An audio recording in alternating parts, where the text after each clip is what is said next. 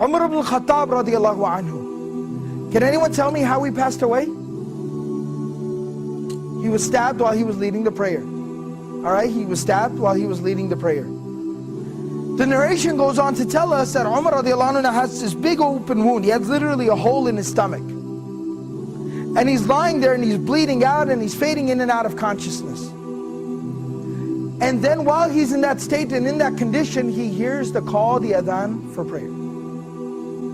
And he starts getting up. Everyone around him is like, oh, wait a second, where do you think you're going? He says, I have to go pray the adhan. I have to go and pray, it's the adhan. And he said, you're dying. You have a hole in your stomach. What do you mean you're going to go pray? And he says that, I remember the Prophet ﷺ telling me that there's no deen for the one who doesn't pray. That the salah is like the head and the body. I have to go and pray. This was the commitment that these people had to prayer. As long as I'm alive, salah is something I do. That's the commitment, the connection that they had with prayer. So this is from Surah Maryam, Surah number 19, ayah number 31. My Lord has firmly commanded me to pray and to give charity or to purify myself as long as I am alive. Ma dumtu hayyan, as long as I remain alive.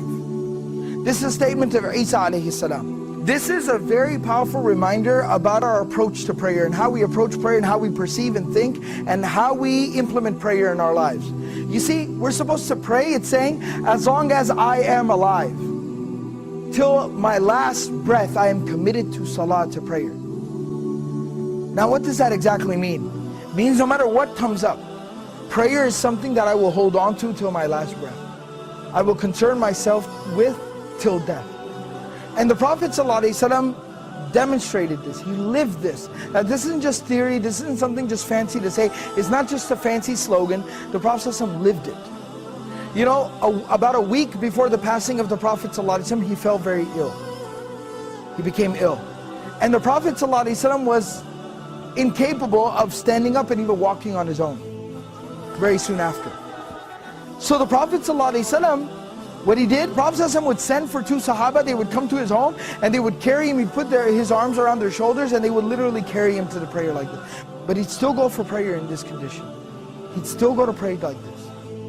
Teaching us, prayer is something we do till our last breath.